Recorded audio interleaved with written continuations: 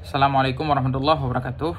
Jadi di tengah lun buka Facebook, buka sosial media, lun kalan mbak media yang bahwasanya di luk semua kada berlakukan PPKM level 4 ataupun dalam kata lain kada dibuat posko-posko untuk penyekatan supaya urang-urang yang hana kartu vaksin hanjit tamong uta luk semua.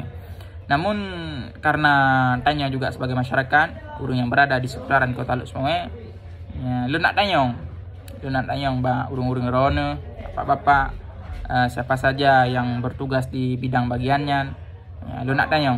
Yang hana maksud pulain cuma ingin bertanya. Mungkin kalau lo nak tanya langsung sama urang rone mungkin.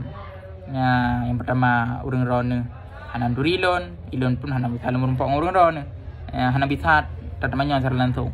Karena jino kamu dah tatanya melalui internet, tatanya melalui peranakan media, maka lo coba buat video untuk lo tanya. Mudah-mudahan mau faham kan? Ya, jadi kamu-kamunya baik terjadi salah paham terhadap pemerintah. Nah, jadi lo nak tanya orangnya, di saat kan pegot ada yang lagian rupa, pegot pos-pos penyekatan, hana bitamong urang utalu semua yang di saat hana kartu vaksin. Ya, apakah nyan jalan yang efektif? Pukah nyan merupakan solusi bagi masyarakat? Ya, pukah nyan benar bermanfaat untuk kamu masyarakat? Nyan lagi nak tanya, nak manfaat?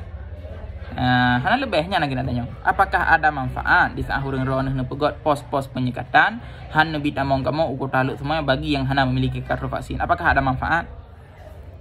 Nya lagi nak tanya, hana lebih. Nya yang pertama kamu nak tanya. Dan juga bertanya, apakah adanya itun 3 minggu? Pukul netun masyarakat yang hana kartu hana bitamong ukur taluk semua itun 3 minggu? Pukul poskonya akan dedong di bulan? Nya lagi bertanya kamu. Lebih. Yang pertama. Yang kedua, saran. Ya, kalau memang nyan bermanfaat untuk masyarakat, ya, kan pegot posko-posko.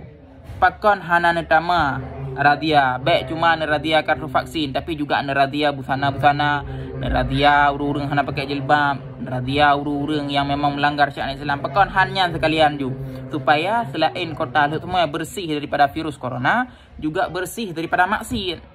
Pakan hana tamah nyanyan ju. Hana tamah radia ju.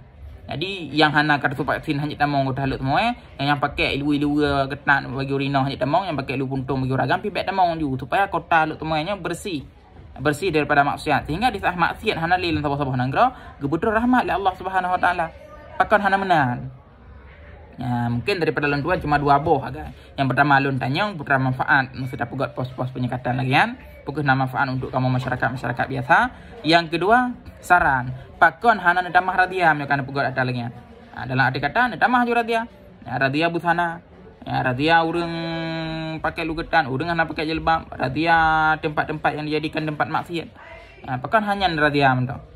Ya, netamah. Akon hambi radia COVID-nya betul apa? Ya, cuma pertanyaan dan saran.